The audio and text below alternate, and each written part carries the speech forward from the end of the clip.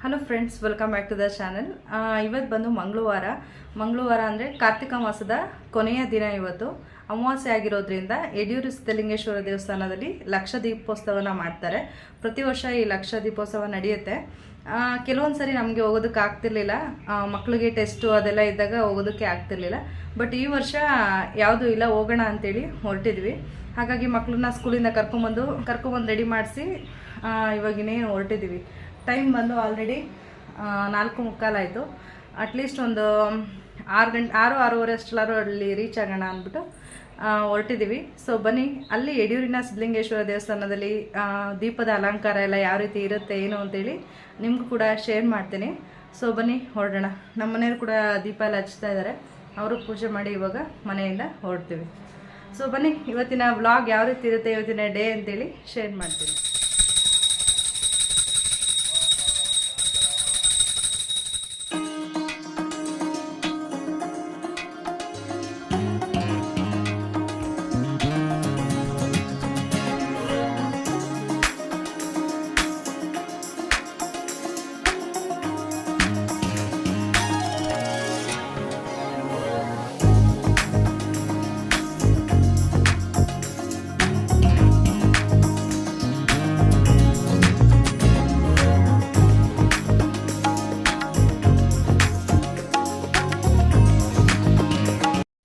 ಇನ್ನು ಮಕ್ಕಳು ಕಾರಲ್ಲಿ ಕೂತ್ಕೊಂಡಿದ್ದು ಒಂದು ಅರ್ಧ ಗಂಟೆಗೆ ಮಲ್ಕೊಂಬಿಟ್ರು.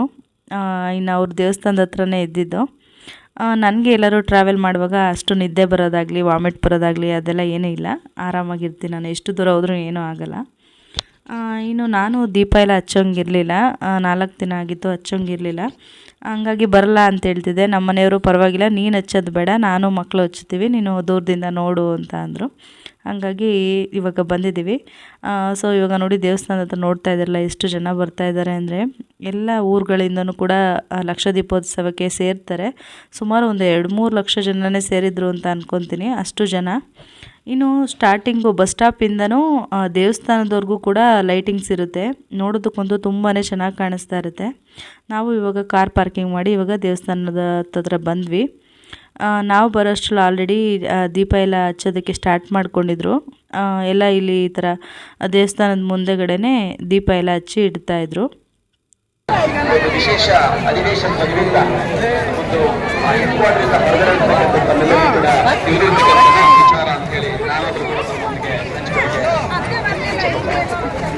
ಕಾರ್ಯಕ್ರಮದ ಮುಖ್ಯ ಘಟ್ಟವಾಗಿ ಶ್ರೀಸ್ವಾಮಿಯವರ 38ನೇ ವರ್ಷದ ಲಕ್ಷ ದೀಪೋತ್ಸವ ಕಾರ್ಯಕ್ರಮವನ್ನು ಪರಮಪೂಜ್ಯರಾಗಿ ಕಾರ್ಯಕ್ರಮದಲ್ಲಿ ಆಚರಿಸಿರ್ತಕ್ಕಂತಹ ನೀಡಬೇಕು ಅಂತ ಹೇಳಿ ಗೋವಿಂದರಾಯ ಸಲ್ಲವರನ್ನ ಆಹ್ವಾನಿಸ್ತಾ ಇದ್ದಾರೆ.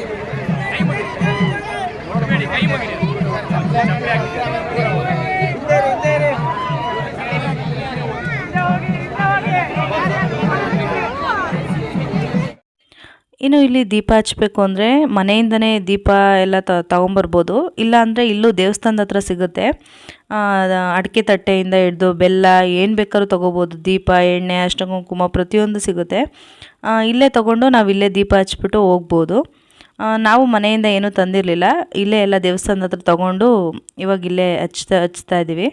ಫಸ್ಟು ದೀಪ ಎಲ್ಲ ತೊಗೊಂಡು ಅರಿಶಿನ ಕುಂಕುಮ ಇಟ್ಟು ಎಣ್ಣೆ ಎಲ್ಲ ಹಾಕಿ ರೆಡಿ ಮಾಡಿಕೊಂಡು ಇವಾಗ ದೀಪನ ಹಚ್ತಾ ಇದ್ದೀವಿ. ಇನ್ನು ದೇವಸ್ಥಾನಕ್ಕೆ ಅಮ್ಮನೂ ಬಂದಿದ್ದರು. ಅವರು ಯಾವುದೋ ಕೆಲಸದ ಮೇಲೆ ಕುಣಿಗಲ್ಗೆ ಬಂದಿದ್ದರು. ಹೆಂಗಿದ್ರು ಇವತ್ತು ಲಕ್ಷ ದೀಪೋತ್ಸವ ಇದೆಯಲ್ಲ, ನಾನು ಬರ್ತೀನಿ ಅಂದ್ಬಿಟ್ಟು ಅಲ್ಲೇ ಉಳ್ಕೊಂಡಿದ್ರು. ಅವರು ಇವಾಗ ನಮ್ಮ ಜೊತೆ ದೇವಸ್ಥಾನದ ಹತ್ರ ಬಂದು ಇವಾಗ ಅವರು ಕೂಡ ದೀಪನ ಎಲ್ಲ ಹಚ್ತಾ ಇದ್ದಾರೆ.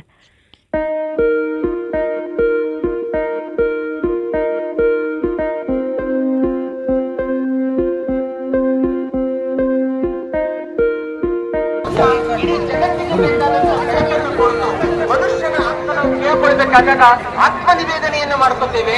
ಮತ್ತೆ ನಮ್ಮ ಹಾಗೆ ಇಡೀ ಜಗತ್ತು ಬೆಳಕಬೇಕು ಅಂತ ಹೇಳಿ ನಾವು ದೀಪವನ್ನ ಹಚ್ಚಿ ಬೆಳಕಿನ ಮೂಲಕ ಹೊಸ ಬೆಳಕು, ಕಾರ್ತಿಕ ಮಾಸದ ಬೆಳಕು ಬದುಕಿನ ಮಾಸದ ಬೆಳಕಾಗತ್ತೆ. ಮಾಸ ಅನ್ನುವಂಥದ್ದು ತಿಂಗಳು. ಇನ್ನೊಂದು ಕಡೆ ಈ ಬೆಳಕು ನಮ್ಮಲ್ಲಿ ಕತ್ತಲೆಯನ್ನ ತಂದು ಕೊಡಬಾರದು, ಸದಾ ಬೆಳಕಾಗಿ ಹೇಮ ನಿನ್ನದಲ್ಲ, ಕಾಮಿನಿ ನಿನ್ನವಳಲ್ಲ, ನಿನ್ನೊಡವೆ ಎಂಬುದು ಜ್ಞಾನ ರತ್ನ, ಅಂತಸ್ವ ರತ್ನವ ನೀನು ಕೆಡಗುಡದೆ ಅಲಂಕರಿಸಿದೆಯಾದರೆ ನಿನಗಿಂತ ಸಿರಿವಂತನಿಲ್ಲ ನೋಡ ಗುಹೇಶ್ವರ ಅಂತೇಳಿ ಅಲ್ಲವ ಪ್ರಭುದೇವರು ಒಂದು ಕಡೆ ಮಾತಾಡ್ತಾರೆ. ಒಂದು ಕಡೆ ಗೋಸಲ ಕತ್ತಲೆ ಕಡೆಗೆ ಜ್ಞಾನವೆಂಬ ಜ್ಯೋತಿಯನ್ನು ಮುಟ್ಟಿಸ್ಲಿಕ್ಕೆ ನೀವು ಯಡಿಯೂರಿಗೆ ಬಂದಿದ್ದೀರಿ. ಇವತ್ತಿನ ಶೈವ ಕ್ಷೇತ್ರಗಳು, ವೈಷ್ಣವ ಕ್ಷೇತ್ರಗಳೆಲ್ಲ ಕಡೆಯೂ ಕೂಡ ಲಕ್ಷ ದೀಪೋತ್ಸವವನ್ನು ಆಚರಣೆ ಮಾಡೋದ್ರ ಮೂಲಕ ಮುಕ್ತಿಯ ಕಡೆಗೆ, ಬದುಕಿನ ಸಾರ್ಥಕತೆಯ ಕಡೆಗೆ ಹೋಗುವಂತ ಪ್ರಯತ್ನವನ್ನ ಇವತ್ತೆಲ್ಲ ಭಕ್ತ ಸಮುದಾಯಗಳು ಮಾಡ್ತಾ ಇದೆ. ಬಂಧುಗಳೇ, ಎಲ್ಲಿ ನಂದಾದೀಪ ಇರ್ತದೋ ಅಲ್ಲಿ ಕತ್ತಲೆ ಇರ್ಲಿಕ್ಕೆ ಸಾಧ್ಯ ಇಲ್ಲ. ತೈಲದ ಜೊತೆ ಸೇರಿ ಅರಿತುಕೊಂಡು ನಡೆಯಬೇಕಾದಂತ ಒಂದು ಶಿವಪಥ, ಅದು ಗುರುಪಥದ ಮೂಲಕ ಹೋಗುವಂತದ್ದಿದೆಯಲ್ಲ, ಅದು ನಿಜವಾದಂತ ಬೆಳಕಾಗತ್ತೆ. ಯಾಕೆಂದ್ರೆ ಇವತ್ತು ರಸ್ತೆಗಳು ವಿಶಾಲ ಆಗ್ತಾ ಇದ್ದಾವೆ ಬಂಧುಗಳೇ, ನಮ್ಮ ದೃಷ್ಟಿಕೋನ ಸಂಕುಚಿತ ಆಗ್ತಾ ಇದೆ.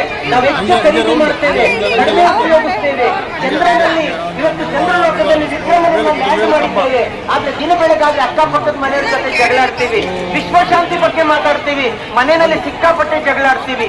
ಇಂತಹ ಸಂದರ್ಭದ ಒಳಗಡೆ ನಮ್ಮ ಬದುಕನ್ನ ಹಸನು ಮಾಡಿಕೊಳ್ಳಿಕ್ಕೆ ಇವತ್ತು ಈ ದೀಪ ಸಾಕಾರ ರೂಪ ಆಗಲಿದೆ ಎನ್ನುವಂಥದ್ರಲ್ಲಿ ಎರಡು ಮಾತಿಲ್ಲ. ಇನ್ನು ದೇವಸ್ಥಾನದ ಒಳಗಡೆ ನಾವು ಹೋಗಲಿಲ್ಲ, ಯಾಕಂದರೆ ನೋಡ್ತಾ ಇದ್ರಲ್ಲ ಜನ ಎಷ್ಟು ಜನ ಇದ್ದರು ಅಂದರೆ ಒಳಗಡೆ ಹೋಗಿನ ಸಿಗಾಕೊಂಡ್ರೆ 2-3 ಅವರ್ ಆದರೂ ಈಚೆಗೆ ಬರೋದಕ್ಕಾಗಲ್ಲ. ಹಂಗಾಗಿ ಈಚೆನೇ ಕೈ ಮುಕ್ಕೊಂಡ್ವಿ.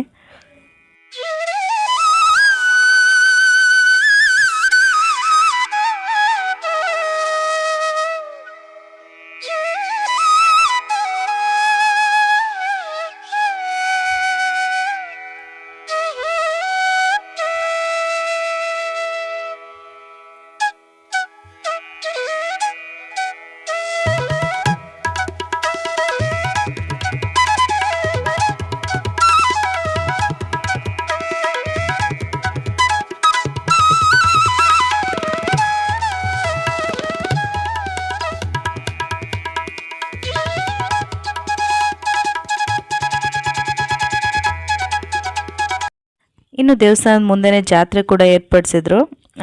ಜಾತ್ರೆಯಲ್ಲಿ ಏನೇನು ಐಟಮ್ಸ್ ಇಟ್ಟಿದ್ದಾರೆ ಏನು ಅಂದ್ಬಿಟ್ಟು ಸುಮ್ಮನೆ ಹಾಗೆ ಒಂದು ರೌಂಡ್ ಎಲ್ಲ ನಾವು ಸುತ್ತೊಡಿತಾ ಇದ್ದೀವಿ. ನಮ್ಮ ಮಕ್ಕಳೇನೋ ಈ ಜಾತ್ರೆಲಿ ಅದು ಬೇಕು ಇದು ಬೇಕು ಅಂತ ಕೇಳಲ್ಲ, ಆದರೂ ಸುಮ್ಮನೆ ಹಿಂಗೆ ಒಂದು ರೌಂಡ್ ಹೊಡ್ಕೊಂಡು ನೋಡ್ತಾ ಇದ್ದೀವಿ ಏನಿದೆ ಏನಿಲ್ಲ ಅಂತ. ನಿವೃತ್ತ ಪ್ರಾಧ್ಯಾಪಕರು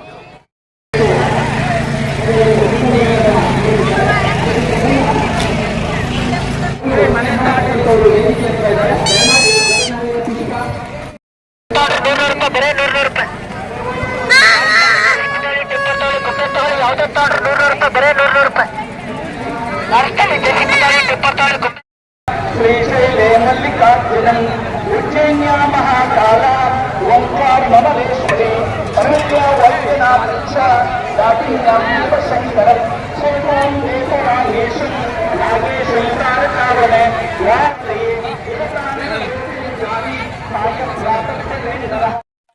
ಹಾಗೆ ಬಿಸಿ ಬಿಸಿಯಾಗಿ ಪಾನಿಪುರಿ ಮಸಾಲೆ ಪುರಿ ಎಲ್ಲ ತೊಗೊಂಡು ತಿಂದ್ವಿ.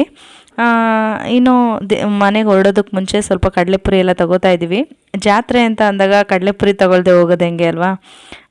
ಇಲ್ಲೆಲ್ಲ ಕಡಲೆಪುರಿ ಟೇಸ್ಟ್ ಚೆನ್ನಾಗಿರುತ್ತೆ. ನಾವು ಬೆಂಗಳೂರಲ್ಲಿ ತೊಗೊಂಡು ತಿನ್ನೋದಕ್ಕಿಂತ ಈ ಥರ ಜಾತ್ರೆಗಳಲ್ಲಿ ಕಡಲೆಪುರಿ ಚೆನ್ನಾಗಿರುತ್ತೆ, ಹಾಗಾಗಿ ಎಲ್ಲ ಕೂಡ ತೊಗೊತಾ ಇದ್ದೀವಿ.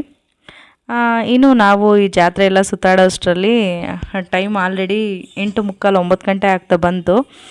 ಇನ್ನು ಹೊರಡೋಣ, ನಾಳೆ ಬೇರೆ ಸ್ಕೂಲ್ ಇರ್ತಲ್ವ ಮಕ್ಕಳಿಗೆ, ಹಾಗಾಗಿ ಹೊರಡ್ತಾ ಇದ್ದೀವಿ. ಸೊ ಇದಾಗಿತ್ತು ಯಡಿಯೂರು ಸಿದ್ಧಲಿಂಗೇಶ್ವರ ದೇವಸ್ಥಾನದ ಲಕ್ಷ ದೀಪೋತ್ಸವ. ಸೊ ನಿಮಗೆ ಇಷ್ಟ ಆಗಿದೆ ಅಂತ ತಿಳ್ಕೊಂಡಿದ್ದೀನಿ. ಇಷ್ಟ ಆಗಿದ್ರೆ ಪ್ಲೀಸ್ ವಿಡಿಯೋಗೊಂದು ಲೈಕ್ ಕೊಡಿ, ನಮ್ಮ ಚಾನಲ್ನ ಸಬ್ಸ್ಕ್ರೈಬ್ ಮಾಡ್ಕೊಳ್ಳಿ. ಇದರಿಂದ ಯಾವುದೇ ಹೊಸ ವಿಡಿಯೋ ಅಪ್ಲೋಡ್ ಮಾಡಿದ ತಕ್ಷಣ ನಿಮಗೆ ನೋಟಿಫಿಕೇಷನ್ ಬರುತ್ತೆ, ಮೊದಲು ನೀವೇ ನೋಡ್ಬೋದು. ಓಕೆ ಫ್ರೆಂಡ್ಸ್, ಸಿಗೋಣ ಮತ್ತೊಂದು ಹೊಸ ವಿಡಿಯೋ ಜೊತೆ. ಅಲ್ಲಿವರೆಗೂ until then take care, bye ಬಾಯ್.